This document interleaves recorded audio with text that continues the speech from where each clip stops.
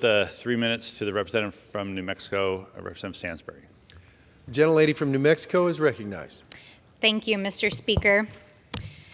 I rise today as a proud daughter of New Mexico, as a water resources professional, and as a defender of the most basic element that we need to survive, which is water. In New Mexico, water is life. Water is sacred. Water is culture. Water is fundamental to everything that we do and everything that we are.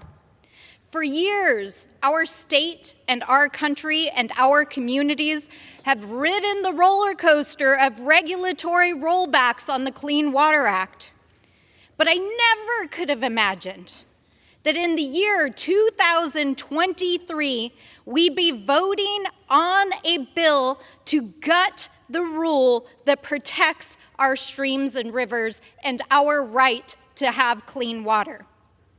2023, just weeks ago, a train derailment in East Palestine sent toxic smoke into the atmosphere, and people were afraid to turn on their taps and drink the water. The American people want clean water.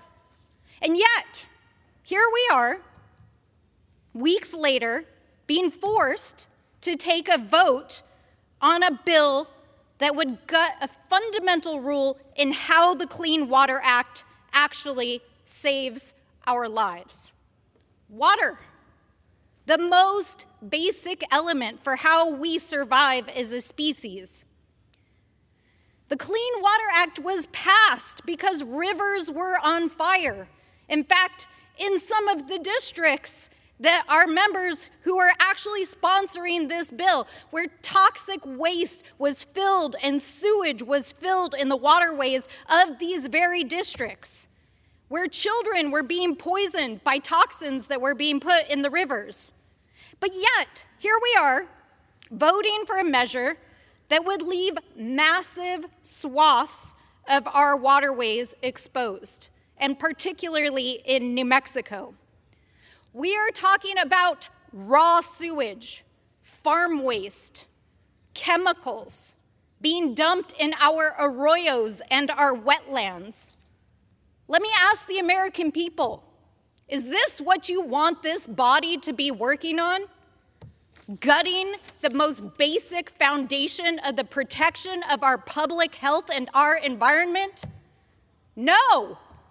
The American people want clean water. They want us to protect our streams and rivers.